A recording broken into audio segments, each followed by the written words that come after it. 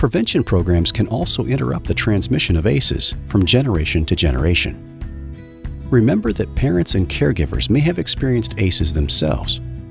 When appropriate and when possible, help parents access services for trauma they've experienced. This will help parents and can also prevent ACEs among their children. Prevention programs can reduce the impact or even the chance of having an adverse childhood experience by giving information prior to there being a need for it. Education is key. So providing parents psychoeducation wherever they may be. So whether that be at parent-teacher conferences, within the school system, within social groups, within church groups, within areas where mothers and fathers gather, sports groups. So trying to come outside of the office and provide information that gives parents a clue as to, one, developmentally, what are appropriate developmental expectations? You know, research shows that children who are developmentally delayed or have developmental disabilities are at a higher risk for physical abuse. And oftentimes this occurs because parents are not educated about what are appropriate developmental milestones for their children. And so they're viewed in the context of willful disobedience and not a biological predetermination for what the child can do and can't do. Children who suffer from, ADHD are oftentimes at a higher risk for abuse. And so sometimes just simply providing the psychoeducation around what a child is coping with and dealing with prior to it becoming an issue in someone's home can be a very good preventative strategy. As a mental health provider, you play a vital role in the selection, implementation, and maintenance of prevention efforts.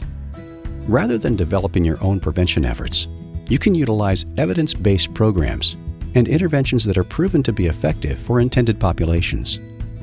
Doing so will increase the likelihood that the program or intervention you select will be successful because you'll have access to information about when and how to implement the selected program, along with data describing the results you can expect. When selecting intervention programs for particular families, it's important to think about programs that have been demonstrated effective within particular communities.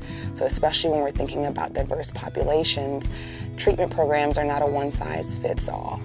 And so because a family comes to us with some presenting concern that might lead a provider to make a recommendation for a more general program, it's important to be a bit more nuanced in your approach to making that recommendation, making sure that research supports the fact that this program is sensitive to the unique needs of diverse populations.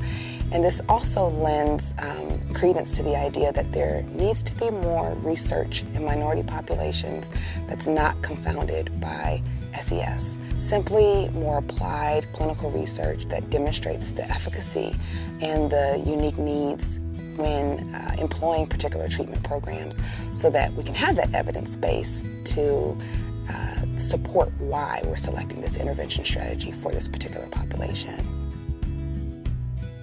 Please visit the resources section of this training for further information and links to evidence-based prevention programs and interventions, including the ones mentioned in this training. It can be beneficial and often necessary to partner with other professions and caring adults when selecting and implementing prevention programs. When working at the individual, relational, or community level, you may partner with other healthcare providers, social service providers, teachers, a child's caregivers, and other adults to coordinate and enhance services. When working at the societal level, you may collaborate with representatives of school systems, the child welfare sector, legal systems, and other groups to implement and advance wide-reaching prevention strategies. Developing strong partnerships will help you achieve your goals and can provide opportunities to educate others about ACEs by helping people understand how they can affect children, families, and communities, and why it's important to prevent and treat ACEs. Take a moment now to test your understanding of concepts included in this lesson.